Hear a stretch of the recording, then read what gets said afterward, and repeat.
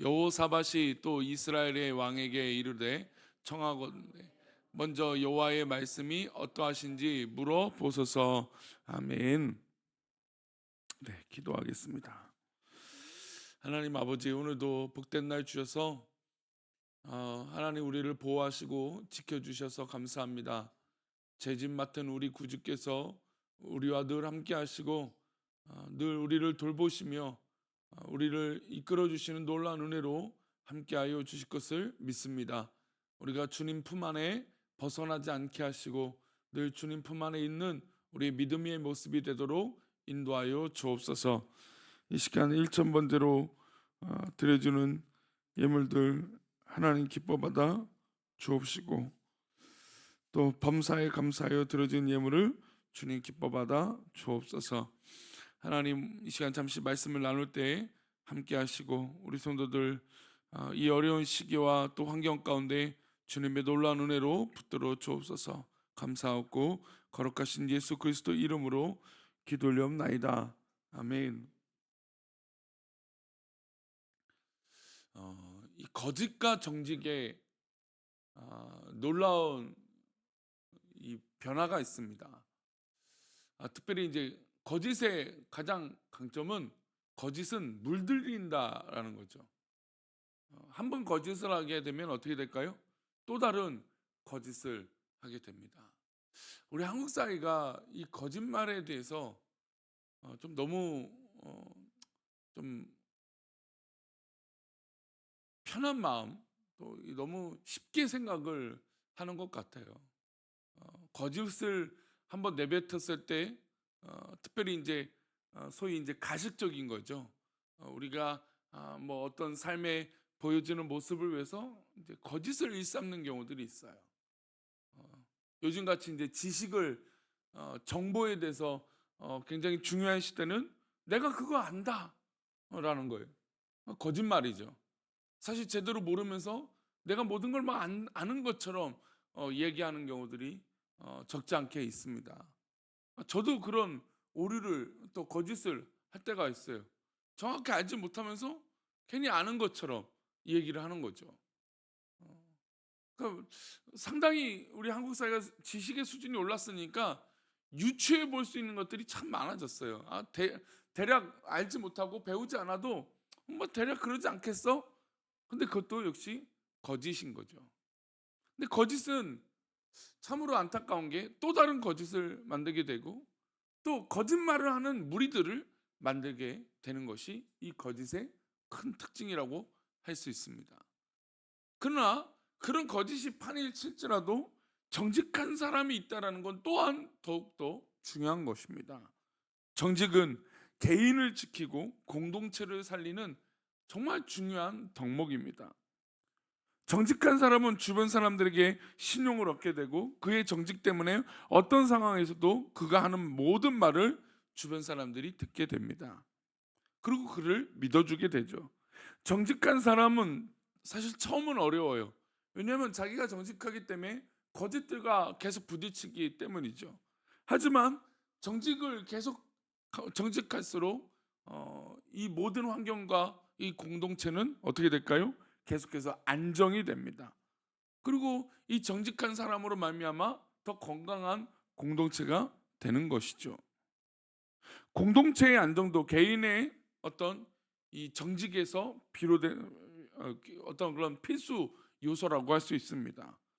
공동체의 모든 속한 사람은 특별히 개인이 정직하다면 공동체는 당연히 정직할 수밖에 없습니다. 하지만 아까 서론에 말씀드린 대로 거짓을 일삼는 경우들, 거짓이 당연하게 되는 경우들, 거짓이 물들기 시작하는 이 한두 사람으로 어떻게 될까요? 공동체는 결국 어려움에 직면하게 됩니다.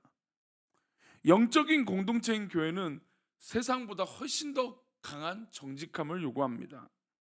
공동체의 영적인 지도자는 하나님 앞에서 정직해야죠.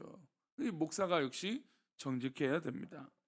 하나님께서 지도자에게 주시는 말씀을 받았다면 그 말씀이 공동체를 이루고 있는 사람들의 일반적인 생각과 다를지라도 하나님의 정직한 말씀이라면 그것을 전파할 수 있는, 말씀에 선포할 수 있는 정직함이 있어야 되는 것이죠. 즉 목회자가 또 지도자가 또 리더들이 하나님 말씀을 선포하는데 거짓을 일삼는다 이러면 큰일 나는 것이죠. 하나님의 뜻을 깨닫지 못했는데 임의대로 공동체에 말하는 것도 문제입니다. 그것도 거짓이죠. 그러니까 목회자든지 어떤 이 지도자들이나 교회에서 리더자들이 또 신령하지 못해요. 그러니까 평소에 기도의 재단을 어떻게 보면 좀 기도의 깊은 영적인 이 재단이 쌓여져 있어야 되는데 마치 기도하지 않고 난 기도했어 이런 것과 같다라는 것이죠. 어떤 유명한 목사님이 이제 그런 말을 하더라고요. 말씀을 설교를 하는데 기도는 뭐 대단한 표현을 하는 것이 아니다. 뭐 엄청난 멋진 미사오구가 담겨 있는 게 하나님께서 기뻐하시는 기도가 아니다. 기도는 솔직한 것이다. 그것이 좋은 기도다. 저도 많은 부분에서 일리 있어요. 기도는 굉장히 순결하고 정직한 거예요. 내 상황을 정확하게 해야 돼요. 내 영적인 삶과 실제로 나의 모습은 엉망진창인데, 왜냐하면 내가 신앙생활 5년 10년 했는데 내가 연약하고 또 내가 부족하고 또 내가 죄짓고 있고 이거를 인정하는 게 쉽지 않다라는 거죠. 근데 그것을 하나님 앞에 정직하게 내려놓고 기도하는 것, 그게 좋은 기도라는 것이죠. 오늘 본문의 배경은 북이스라엘의 아합 왕이 남유다 여호사밧 왕의 한 이 테이블에서 앉아서 있는 것으로 시작합니다. 남유다의 여호사밧의 왕이 북이스라엘 아합 왕을 만나서 이 남유다 왕이 올라왔습니다. 근데 두 사람은 사실 이제 사돈 관계였어요. 아합은 사돈에게 대뜸 이런 제안을 합니다. 연합군을 결성해서 아람을 칩시다. 그런 제안을 해요. 이렇게 말한 이유는 북이스라엘 영토였던 길르앗 라모스의 이 아람 족속의 이 지배를 받고 있었기 때문이에요. 그래서 갑작스러운 제안에 여호사밧은 당황을 했습니다. 그는 하나님을 잘 섬겼던 왕이고 괜찮은 왕이었습니다. 그의 일생에 잘못한 한 가지가 바로 아합과 사돈 관계를 맺었던 것이죠. 여호사밧은 아합의 제안에 마음이 그렇게 내키지 않았어요. 그는 아합의 제안에 거절을 하려고 했는데 사돈 관계이기도 하고 또 괜히 거절하면 약해 보이기도 하니까 고민을 하게 되었습니다. 그리고 거절을 하고 싶었으니까 거절할 명분을 찾았습니다. 아합 왕이 싫어하는 하나님의 선지자에 대해서 물어보자고 얘기합니다. 그러니까 아합 왕은 하나님께 멀리 있었던 왕이고 이 여호사밧은 하나님과 가까이 있었던 왕이었어요.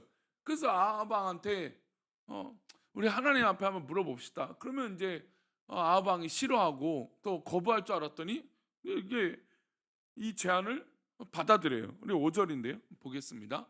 여호사밧이 또 이스라엘 왕에게 이르되 청하건대 먼저 여호와의 말씀이 어떠하신지 물어보소서라고 물었습니다. 이렇게 말하면 아합이 화를 내거나 싫어할 줄 알았어요. 그리고 전쟁하자는 얘기를 철회할 줄 알았습니다. 하지만 북이스라엘은 준비된 거짓 선지자가 400명이나 있었습니다. 그 아합은 뭐라고 말하냐면 이 400명을 부를 테니 한번 물어보자고 대답합니다. 그러니까 6절 말씀인데요. 보겠습니다. 이스라엘 왕이 이에 선지자 400명쯤 모으고 그들에게 이르되 내가 길르앗 라못에 가서 싸우랴 말랴. 그들이 이르되 올라가소서 주께서 그 성읍을 왕의 손에 넘기시리이다. 지금 이 이스라엘 왕이 이 아합 왕의 선지자는 거짓 선지자예요. 그러니까 왕이 물으면 그냥 왕의 눈치 보다가 거짓말로 예언하고 거짓말로 말하는 사람들이었습니다. 이 400명이라고 하는 사람들이 그 정직한 사람이 한 명쯤 있을 줄 알았는데 그냥 모두 다 왕의 뜻대로 와서 왕의 눈치만 보는 그런 사람이었던 것이죠. 아합은 흡족했습니다. 그러나 여호사밧은 어떻게 했을까요? 하나님 뜻을 아는 사람이었으니까 두려웠죠. 그래서 한 번 더 묻습니다. 이 사람들 말고 또 다른 선지자가 남아있지 않습니까? 계속해서 거절할 명분을 찾고 있었던 거죠. 그래서 여호사밧에게 아합은 귀찮듯이 말합니다. 한 사람이 있기는 한데 그는 흉한 일만 말하는 자라서 불러서 묻기가 불편하다 그럽니다. 그러자 여호사밧이 그를 불러서 물어보고자 합니다. 그는 그의 이름이 과연 누구냐면 바로 미가야라고 하는 선지자예요. 미가야는 그들 앞에 와서 예언을 하는 정직한 선지자였던 것이죠. 우리 20절에서 23절인데요. 보겠습니다. 여호와께서 말씀하시기를 누가 아합을 깨어 그를 길라 라못에 올라가서 죽게 할까 하시니 하나는 이렇게 하겠다 하고 또 하나는 저렇게 하겠다 하였는데 한 영이 나와 여호와 앞에 서서 말하되 내가 그를 깨겠나이다. 22절 23절입니다. 여호와께서 그에게 이르시되 어떻게 하겠느냐 이르되 내가 나가서 거짓말하는 영이 되어 그의 모든 선지자들의 입에 있겠나이다. 여호와께서 이르시되 너는 깨겠고 또 이루리라. 나가서 그리하라 하셨은즉 이제 여호와께서 거짓말하는 영을 왕의 이 모든 선지자 입에 넣으셨고 또 여호와께서 왕에 대하여 화를 말씀하셨나이다. 미가야는 아합의 거짓 선지자들의 입에 놀아나서 전쟁에 패하고 죽을 운명이라고 예언을 하는 것이죠. 이 말을 듣고 있던 거짓 선지자 중에 대표인 시드기야가 와서 이 미가야의 뺨을 빡 때립니다. 그리고 이 미가야의 선지자를 옥에 가두는 것이죠. 결국 여호사밧은 아합의 제안을 거절하지 못하게 됩니다. 길르한 라못을 올라가고 아합은 적이 쏜 화살에 맞아서 피를 흘리다가 죽게 되죠. 여호사밧은 혼비백산에서 도망치고 동맹이 깨지고 전쟁은 패하고 맙니다. 왜 정직이 중요한지 보여주는 대목이죠. 특별히 믿음 안에서 정직한 것은 더욱더 중요합니다. 믿음 안에서 거짓을 일삼고 정직하지 못하면 우리는 더 큰 하나님의 뜻을 모르게 된다는 것이죠. 거짓은 달콤합니다. 왜 그럴까요? 지금 보여지면 이 모든 상황을 모면하고 또 확대하고 화려하게 만들고 뭔가 멋진 것처럼 보여줄 수 있는 게 거짓이에요. 그러니 지금 이 순간에 달콤한 건 거짓이겠죠. 그러나 정직은 쓰고 아플지라도 결국 그 사람은 어떻게 될까요? 살리게 되는 것이 정직이에요. 우리 입에 맞는 말, 귀에 듣기 좋은 말을 하는 것은 쉽습니다. 하지만 직언하는 정직은 쉽지 않아요. 그 말을 들으려고 노력할 때 그때 우리는 하나님 앞에 우리의 인생을 돌아보고 이 정직한 하나님의 역사가 어떤 것인지 고민하게 되어지는 그런 믿음의 모습이 우리 가운데 필요합니다. 아합 주변에는 하나님의 선지라고 하는 사람들이 무려 400명이나 있었지만 다 뭐였습니까? 아합 생명이나 이 나라 이민족의 생명이나 이 정직한 것에는 관심이 전혀 없었습니다. 오히려 아합의 눈치만 봤던 것이죠.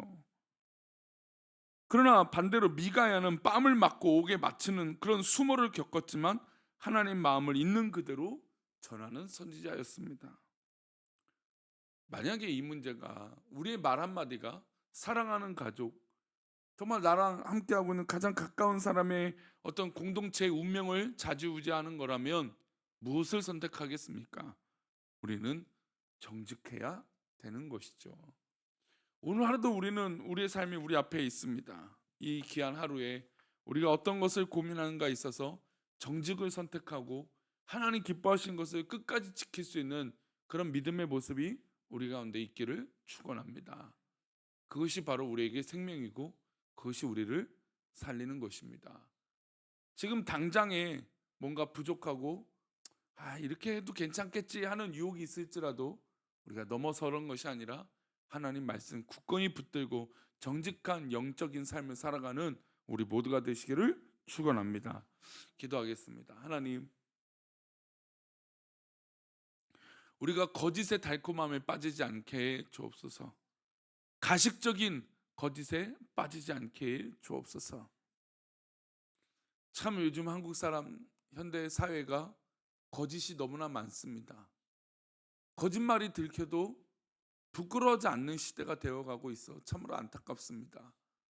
하나님, 이 거짓의 영을 물러가게 할 수 있는 놀라운 정직한 영을 우리에게 부어주시고 오늘 하루도 정직한 믿음의 삶을 살아갈 수 있도록 은혜의 은혜를 더하여 주옵소서. 우리 귀한 성도들 하나님 믿음 안에서 살게 하시고 이 정직한 영으로 기뻐함으로 살아가게 하여 주옵소서. 우리를 그렇게 지키시고 인도하시길 원하옵고 거룩하신 예수 그리스도 이름으로 기도 올리옵나이다. 아멘.